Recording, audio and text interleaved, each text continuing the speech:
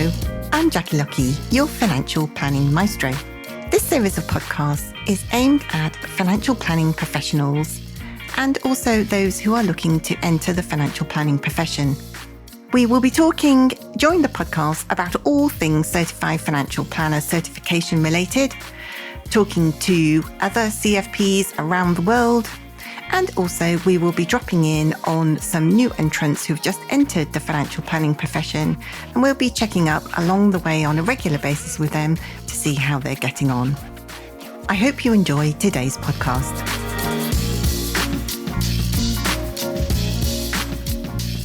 Hello and welcome. I'm Jackie Lucky, your financial planning maestro. And today I am joined by a very special guest who has recently gained his Certified Financial Planner certification, and that is Matt Greer, who is a Certified Financial Planner with Navigate IFA. Hello, Matt. Hi, Jackie. How's it going? I'm very well, thank you. How are you? Yes, not too bad, thanks. Thank you very much for inviting me onto the podcast.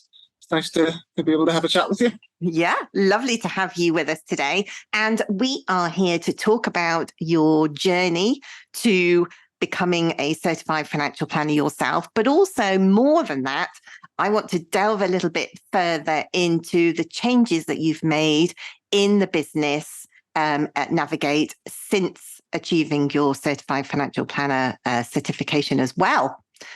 Yeah. So we are going to start at the very beginning and tell us a little bit about how you got into the financial planning profession. Oh, God, it feels like a long time ago. I think we were talking just before you pushed record there about how most people tend to fall into this industry. Yeah. I feel like I'm in that camp, definitely.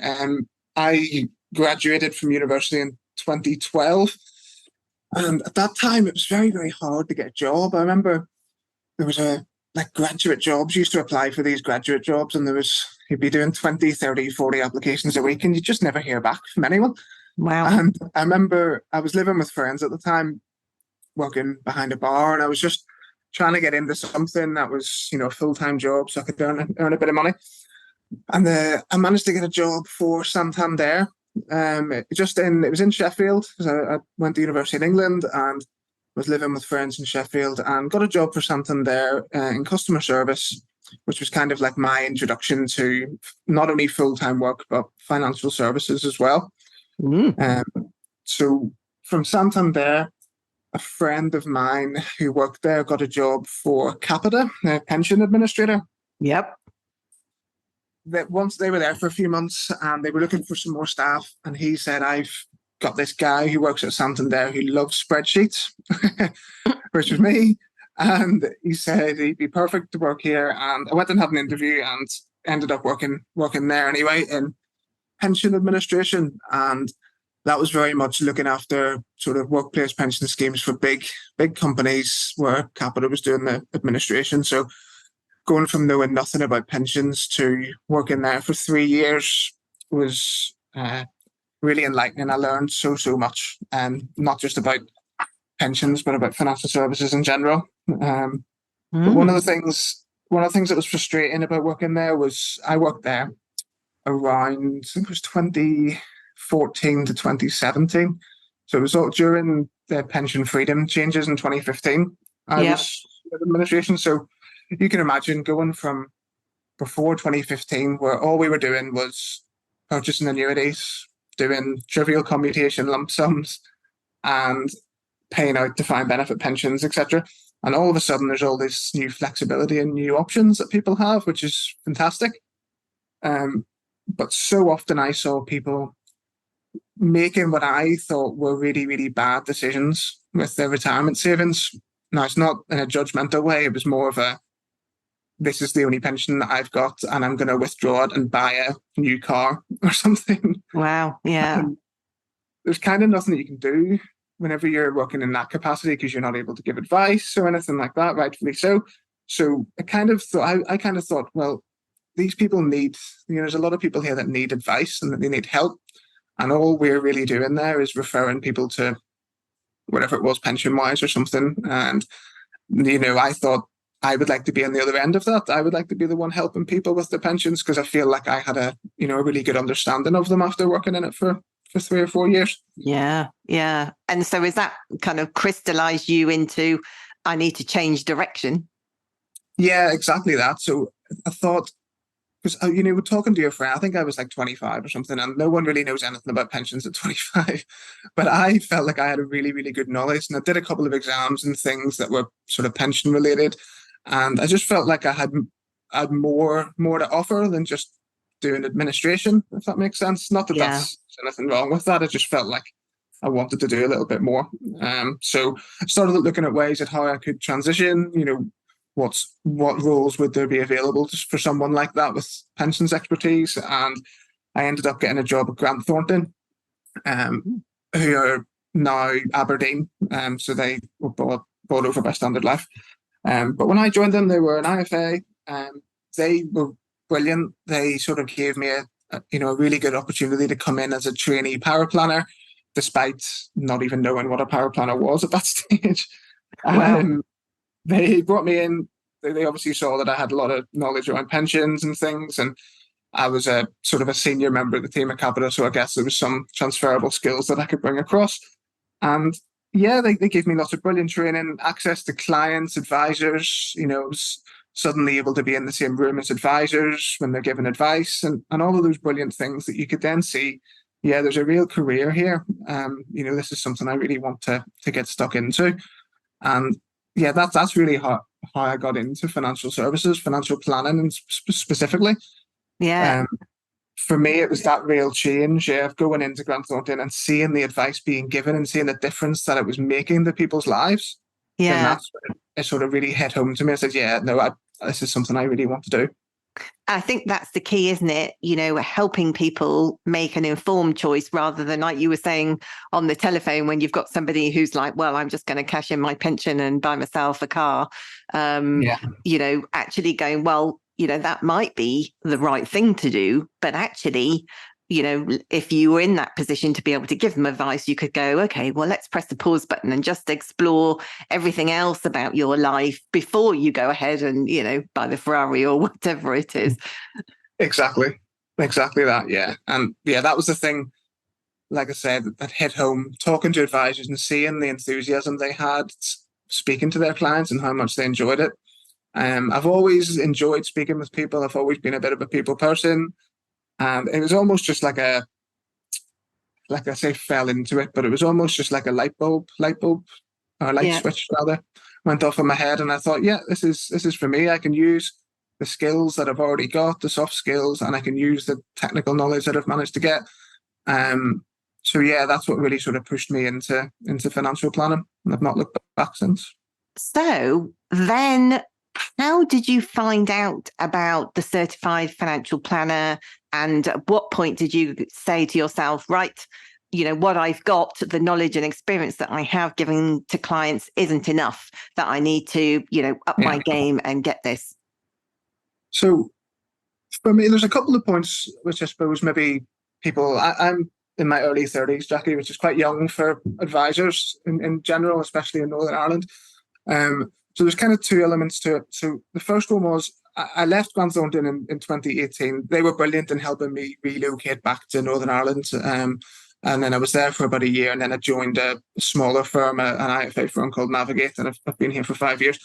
When I joined Navigate, I set about doing my exams very, very efficiently. So my level 4 diploma, because there was a real pathway here at Navigate for them to allow me to be an advisor.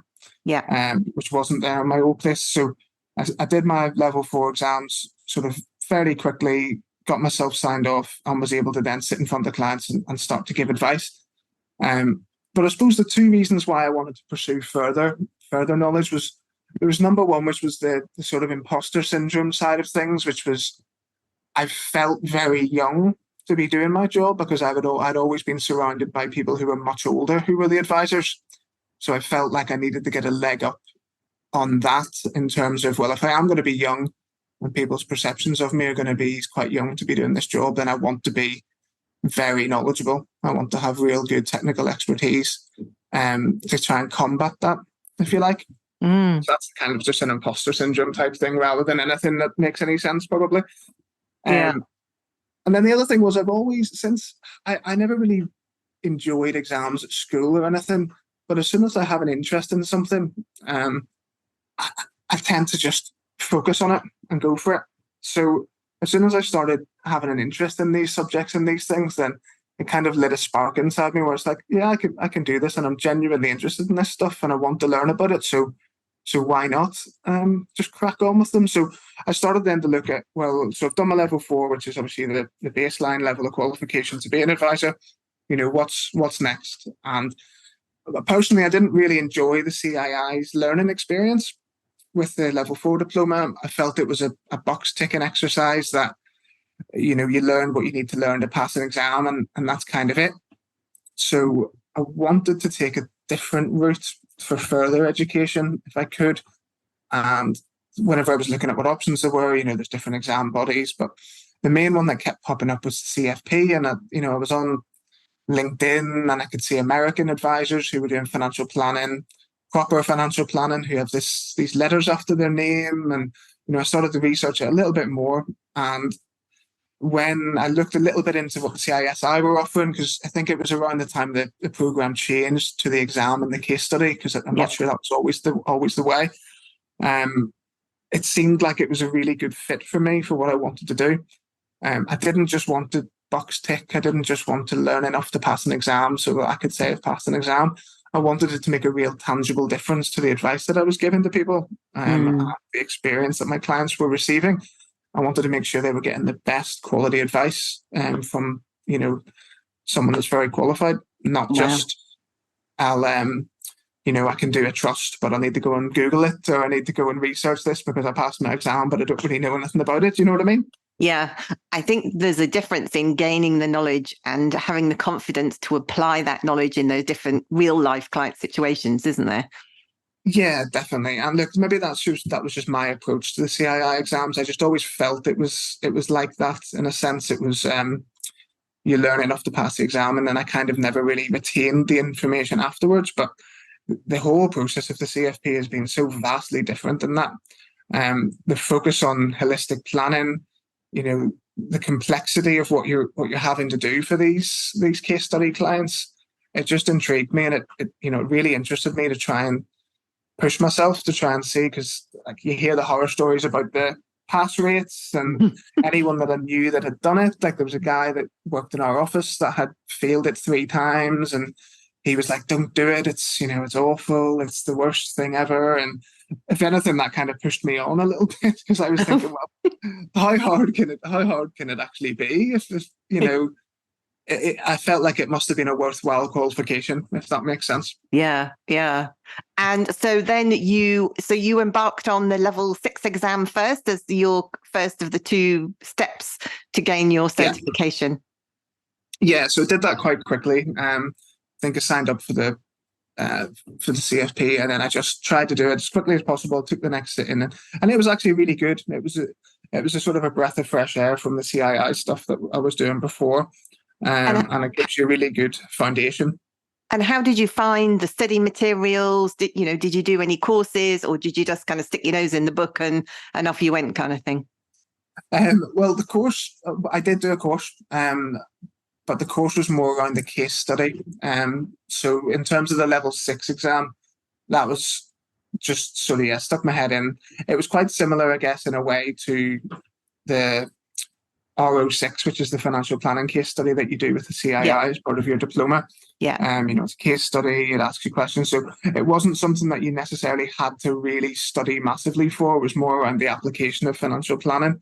And luckily in my job, we do holistic financial planning, and I've always done so here. So it was very much, I could really draw on my real life experience for that exam, which was great. Well, that's fantastic then. So that led you swiftly on in a pretty short space of time onto the level 7 case study. Yes, so the case study, the mammoth case study. For that, me and one of my colleagues and directors at Navigate, Paul McCoubrey, we started the process at the same time. So we took the exam at the same time. and we sort of embarked on the case study at the same time, which was very helpful because it meant we were able to, to sit and go through things together. And honestly, one of the main things I would recommend is if you are considering doing this, going down this road, have someone that you do it with. It doesn't necessarily need to be someone that you know. Like I'm part of Next Gen Planners, as you know, Jackie, and Yep. Next Gen are brilliant. They have cohorts that are doing the CFP, and there's always people in that group that are undertaking the case study, and it's just brilliant to have someone to be able to bounce ideas off. Yes. It doesn't even matter if they're doing the same case study as you. It's just someone that you can ask these critical questions to, as opposed to just bouncing them around your own head. Yeah. Because you can really, really confuse yourself very easily when you're doing the case study. Oh, yes. And quite a lot of people on my courses at the moment are right at that point. So I'm sure you'll have lots of tips to share with them a little later in the podcast. So, but just Absolutely. going back to the level 7, the case study itself, tell us a bit about how you approached it in order to get it done. Because obviously you've got 10 weeks from the date that you receive your case study, and you've got to turn out, a financial plan, which is no more than 60 pages. So how did you approach the case study? Were there any particular things that you think, actually, if I had my time again, I'm really glad that I did it that way, or I wish I'd done it slightly differently? So there's a few things that I would 100% recommend. The first thing that I did was sign up to a training course. So the particular one that I did was through the Financial Planning Training Academy. Yeah. With a advisor called Steve Martin, who runs training courses for financial advisors. Brilliant. That course was fantastic. As part of that course is how I met you, Jackie, because part of the course was you got a session with you as part of the course. Yes, indeed. Which was sort of invaluable. The course itself, the case study is it's very, very hard. There's sort of no two ways about it. It is difficult, and you do need help. For anyone that does it without going on a course or speaking to yourself, fair play to them. But I really think that 99% of people, they are going to need a bit of help. So what the Training Academy course gave me was a really, really good base financial plan that was in a spreadsheet form and provided a really great outline for what needs to be done and what type of advice you were going to give. Yeah. The spreadsheet that you use, the spreadsheet is, it can be quite daunting. I'm not sure. Is there a way that you can do the plan without doing a spreadsheet, Jackie? I don't think so. I know some people who've tried using Voyant, and every person I know who's used Voyant has ended up ditching it and using Excel spreadsheets. Yeah. So what the training course gave you was you went through the spreadsheet in a group. So I think there was maybe 5 or 6 of us on our cohort, maybe more. And what Steve was doing was he would go through the spreadsheet bit by bit. He would make sure that you knew exactly how you were laying it out, how your assumptions were formed, and almost the knowledge to know that you have to question everything that you're doing. So if you're writing a sentence in the report, you have to be able to back it up. You can't just say, here's the assumption I'm making. You have to be able to back it all up. So the sort of knowledge that gave you, the platform that gave us, was then brilliant. Because then, with me being quite good with spreadsheets anyway, as soon as I had the base ready to go, I could then just go and sit on my own, get my head into it, and I could just build from there. So the platform that gave you was fantastic. And obviously then as part of that course, you got a coaching session with you, which was brilliant, because by the time I came to have the coaching call with you, I was sort of 90% sure what advice I was going to give to the clients. And then to have you then as an expert to be able to bounce the questions off and think, well, here's what I'm thinking about doing. Here's the obstacles I have. Sorry, what do you think I can do to get past these obstacles? And then you were then able to come back and say, well, actually, you need to look at it from this perspective, or you need to do this, or I don't think that's actually quite going to work, or I don't think you're going to be able to justify that. That then I was able to rubber stamp what I was doing. Yeah. And it meant through doing that course and from speaking to you, I did fail my first attempt, but it was very narrow. It was a very narrow fail. And it meant that my second submission was almost a certainty to pass because of the preparation that it went into the first submission. Yes. And I think that's key, isn't it? You've got to give it your all with the first submission, because I know some people kind of think, you get to a point where you just think, I'll leave it to the last minute. Other people that I've interviewed on the podcast have been lastminute.com, and 2 weeks before the deadline, they're like, right, roll my sleeves up, let's get this case study done. But actually, you need that thinking time, don't you? To start thinking critically about the client and different ways of looking at things. You really do, and you need to think of them as if they're an actual client. My wife will probably tell you that she hates my clients. I could tell you their names, their date of births, and everything still 2 years on. She hates them because I would just sit and I'd be sitting there thinking, I think I'm going to do this. Or I think Fiona, one of them was called Fiona. I think, no, I think I can't do this because then Fiona would be doing this. And my wife would be like, just shut up. I'm like, oh, bloody case study. So you have to it has to become a part of your life. To be honest with you, my clients as an advisor become a part of my life, and I do whenever I'm taking clients on and helping them build their financial plans and get started with work and whatever it is that we're doing for them. You have to treat them like that. You have to treat them as if they're full financial planning clients of your business, and you have to treat them like that. So for me, they just became another couple of clients in my client bank that I was trying to provide a full comprehensive financial plan for. And were there any particular aspects of building the case study that you struggled with and you just thought, I just can't, looking back now, that you wish that you'd approach differently? Because obviously being an Excel whiz stands you in a huge advantage to a lot of other people. But what about the other aspects of the case study? Were there particular areas where you thought, either this isn't, don't do this every day of the week, therefore, or maybe looking at two different objectives that were, competing for the same amount of income, perhaps? Yeah, so look, there's that side of it, but to be honest, my case study was okay because the objectives were fairly clear. So you're able to prioritize the funds in terms of what their priorities are in terms of objectives wise. So that wasn't necessarily a concern for me. One of the things that I did find difficult was the rationalizing everything. There's no such thing as a common sense approach with this. You can't assume that the clients have any prior knowledge. You can't assume that you've ever met the clients before. You can't assume information has been provided to you or is going to be provided to you. You have to be able to back up every single thing that you say in your 60-page case study, and it has to be, measured and honest, and you can't you can't mess about with it. You can't change what you're doing to make it work for your case study or to make it work within your figures. Yes. The examiners will spot that a mile away if you're twiddling figures just to make them work within your parameters. Yeah. And you're right, they do spot it a mile away. I had another client who decided there was a couple who were cohabiting, and he decided to recommend that they get married without asking them. And actually the case study notes had said that they're happy as they are. Yeah, exactly. Yeah. And something like that, the attention to detail that you need to have is second to none. You need to, like what you said there, that would have been a sentence. It would have said something like they're cohabiting and they're happy as they are with no plans to get married or something like that. And that would have been one sentence in the whole vast amount of information that's provided to you. And if you miss that, then you fail the case study. Yeah. So you need to be razor sharp attention to detail. And I think for me, the bit that I didn't pass the first time because of an income tax calculation or something, I think it was, I had planned out their expenditure in retirement down to the penny.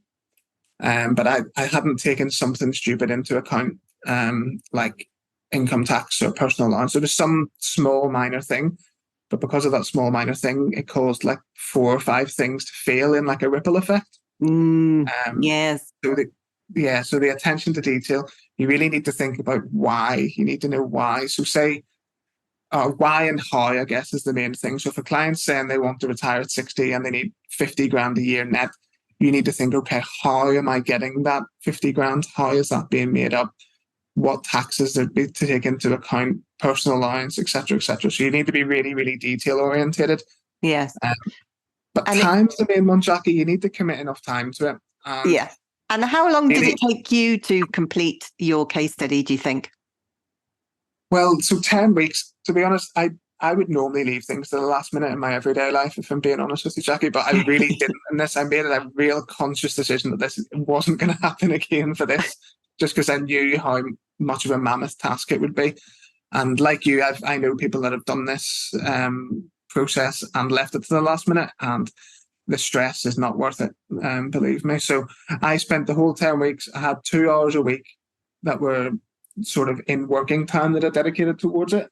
But then I probably spent about 10 hours a week, I would imagine, mostly in evenings and over the weekend. So probably about 100 hours in total. Wow. I'd say that I spent. Now, about 60% of that, 70% of that was on the spreadsheet. And 30% was on actually writing and formatting the report. Yes. Yeah. And I put a real emphasis on trying to make sure that the spreadsheet was sitting perfectly, and that the advice on the spreadsheet was sort of ironclad without any gaps in it. And then it's easy to write from there. And that's the thing, that a lot of people get anxious that they start writing early. I do know somebody who wrote 32 pages out of your 60 limit as an introduction, because they kind of got verbal diarrhea and they just felt this urge to write something, where actually, I was saying, as you've suggested, is to stick with the spreadsheets first, let the spreadsheets drive the numbers, because then once you can see exactly all the recommendations that you're going to make, that's easily laid out in front of you, then it takes, no time. Normally, most people tell me it takes about, 10 hours or so to write up the whole plan once you know what all of your solutions are. Yeah, I would totally agree with that, Jackie. I would say the actual writing, and I probably spent more time formatting the 60 pages than I did spend on writing. Fiddling. Fiddling with tables and things to try and get it under 60 pages. But I would say probably 5 to 10 hours on actually physically writing. But that is actually that is an art and a challenge in itself, to get that report or that case study to be under 60 pages. Yes. That was one of the most challenging parts of it, because the spreadsheet, God, I couldn't even tell you how many tabs were on that spreadsheet. 30 plus tabs, and so much detail, to then try and condense all that into 60 pages whilst making sure you're covering everything. Yes. That's probably one of the most challenging parts about the case study. Absolutely. And so now that you've gone through all of that process, achieved your certification, and a little bit of time has passed now where you've kind of, I know that you've started to make changes in the business, based on your experience, and also Paul's experience too, of going through and gaining his CFP certification as well. What sorts of changes have you made since then? Oh, loads.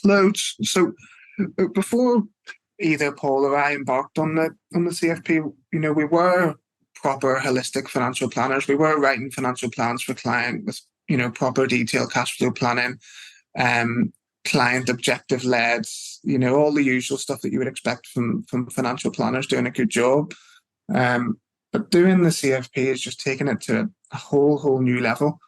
It really made us sort of start from the bottom and think about the client experience from start to finish, to think about the advice process in the same way as you think about the CFP case study.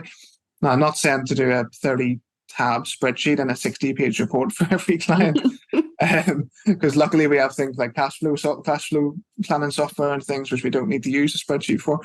But it's more about the approach that you're taking, and being able to justify and reason why you're doing these things, why you're recommending them, why they're important to the client.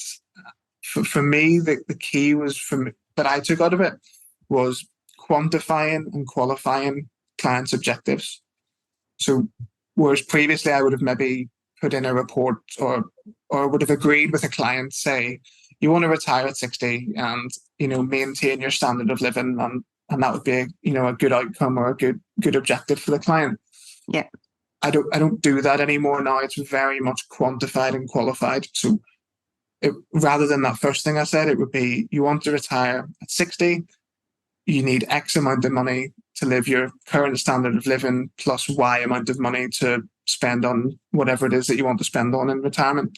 So it'd be much more qualified. It's it's less detail, so it's not like woolly or anything like that. It is specific, and for me, the clients get a lot more benefit out of that because you're being very, very specific with what it is that you're aiming for, which means you can be very specific in the objectives that you're recommending to achieve. No, sorry, you can be specific with your recommendations that you're doing to achieve the objectives. And I guess also it gives the clients the opportunity to go, actually, no, I don't like the look of that, doesn't it? Or, when it's that specific, they kind of go, well, can I have a bit more? Or I never thought I could do this as a hobby or whatever. Exactly. I think that's a key takeaway from it, is that you have to be specific. What was it, that saying? Being specific is terrific. I now quantify and qualify every objective, even if it's down to something stupid like, I want to help my child in university or something. It's okay, well, let's be really specific about that and how much, would be good. Sometimes you have to assume things, or you have to just agree and say, look, you're 20, 30 years away from retirement. Let's just put this number in, or let's agree on this number, and we'll have it as something to aim for. Whereas the numbers can be a lot more specific for people who are, a bit closer to their objectives. Yeah. And you've actually changed some of your business processes, like client report templates and things like that as well, haven't you? Yes. Yeah. So they're all sort of now more focused and structured. So if anyone's done the CFP that's listening to this, you'll know the structure is very similar in the report for all of them. The way they look at the current situation, the analysis, the recommendations section. Ours follows a fairly similar pattern now, albeit slightly less detailed, because I don't think there's any of my clients that would welcome a 60-page report landing on their door. So we try and simplify the language where we can, try and make things as sort of succinct as we possibly can. But for me, it's trying to incorporate all that's good about the CFP and the case study, but also not writing a 70-page report. So it's hard. Yeah. It's a hard balance to strike. But I suppose the key takeaways are the quantifying and qualifying, and being really clear with your analysis. Luckily, you can do stuff like that with cash flow planning software and appendices and everything like that. And what's been the feedback from clients about this change? It's an interesting one, because obviously new clients, they wouldn't have known any different, because they would have just been brought through this process. But the existing clients who are now being asked to quantify what it is that they're trying to do, they're finding a massive benefit from it. I think so. We get reviews on vouched for, like a lot of advisors, and we're a vouched for top rated firm for this year, and I think for next year as well, likely.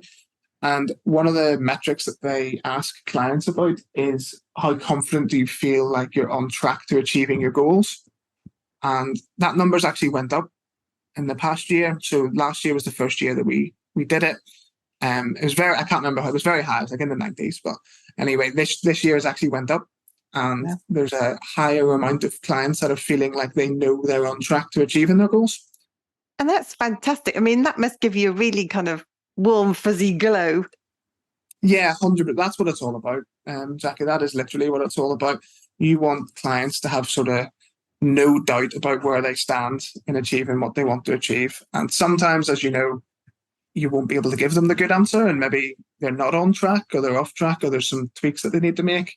But yeah, that's why we all do the job, because there's nothing better than being able to show someone on a screen to say, yeah, you're going to be okay. You can do what it is that you want to do and be happy.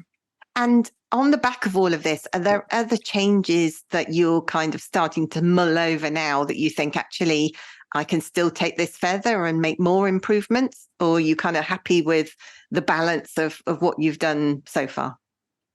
So I think we're happy enough with how we've managed to implement it into the process of what we're doing.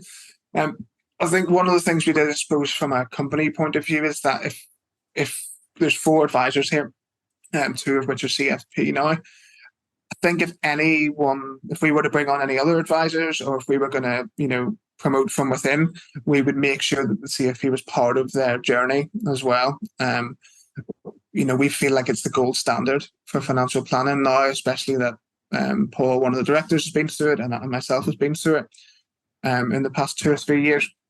We feel like if you are going to provide the best quality advice, in a proper way, but while you're doing proper financial planning, we feel like you would have to be a CFP in order to provide that level of quality advice. So Yeah. I think if we were going to bring anyone on or promote from within, the CFP would have to be built into a development plan to make sure that they were as, robust in their qualifications as we are. Yeah. And that's great to hear, because I think, clearly it's benefited you, it's benefited, Paul as well, benefited the business. And ultimately, the reason why we're getting out of bed is to benefit the clients. And it's great to hear that going through the process, whilst, as you say, it's no mean feat to, even decide, to buy the case study, to start on that journey. But actually to achieve it, it's all worthwhile in the end. Exactly. I think client outcomes is the number one priority. If you can make a client have a better understanding of their personal situation, then you've done your job. So for me, the way that you do that is by making sure that you're as educated as you possibly can and as experienced as you can, and helping clients understand that in simple language. And one of the things the CFP does really well is help you outline. Look, the CFP, you would never present the CFP case study to a client, touch wood, I hope not anyway, because it's so much detail that any client would be overwhelmed by that. So the key is, how can you take all the brilliant bits of it and cut out sort of the overkill stuff? So for me, that's really what we've tried to do, is sort of, now that we've both completed it, is to look back and think, well, what were the really good bits of that we can take away, and how can those good bits really help our process? Because it's one of the things that we always try and think. We have a meeting every week where we try and think, okay, well, how can we make things better this week? What can we do to make things better for, whether it's the business or the staff or the clients? How can we make things better? And CFP gives you such a great framework that you can make so many good changes from it, as you know yourself. Absolutely. Make a real difference to people. Yeah.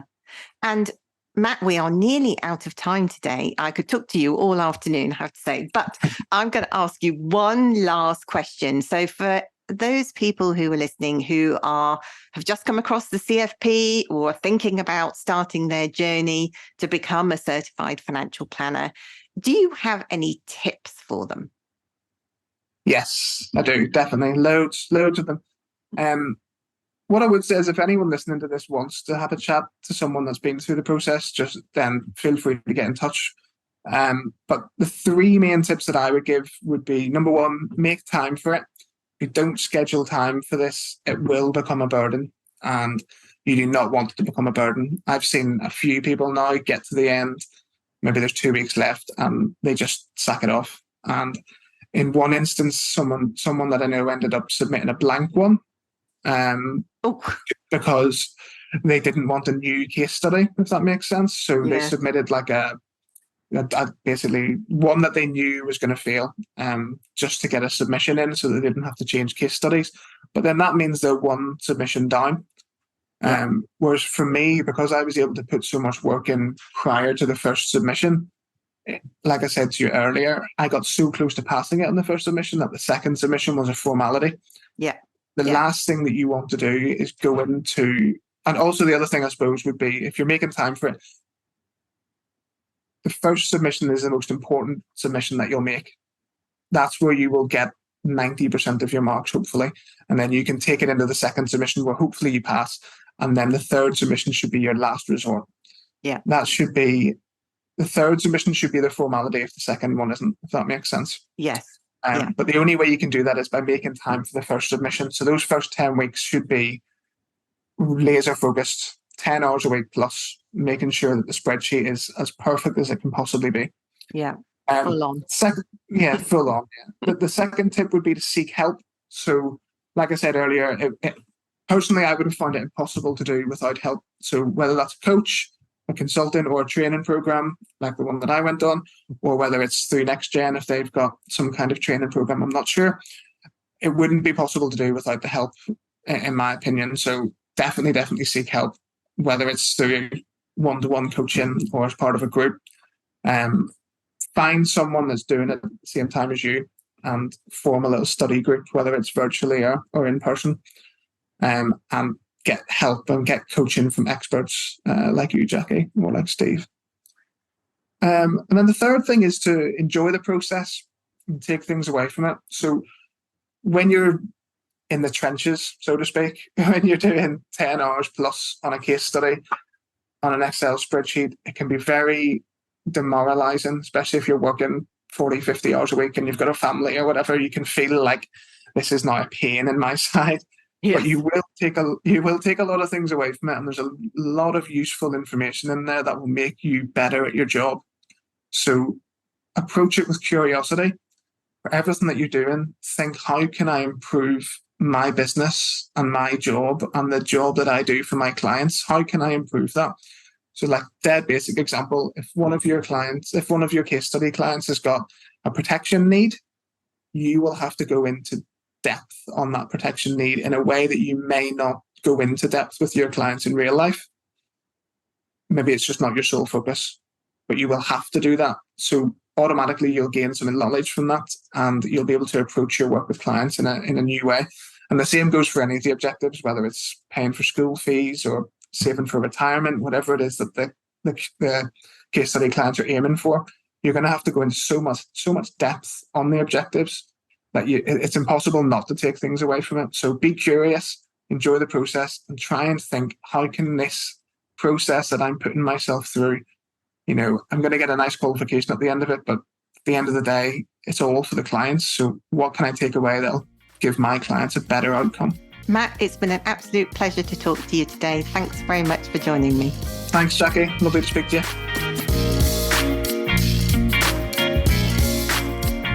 It's really interesting, isn't it, to listen to different people who have different experiences of gaining their Certified Financial Planner certification, or maybe developing the financial planning profession at large. If you know anybody who you think might be interested in listening to any of these podcasts, then please do pass on our details. That's it for me. I hope you've enjoyed today's episode. See you again soon. Bye for now.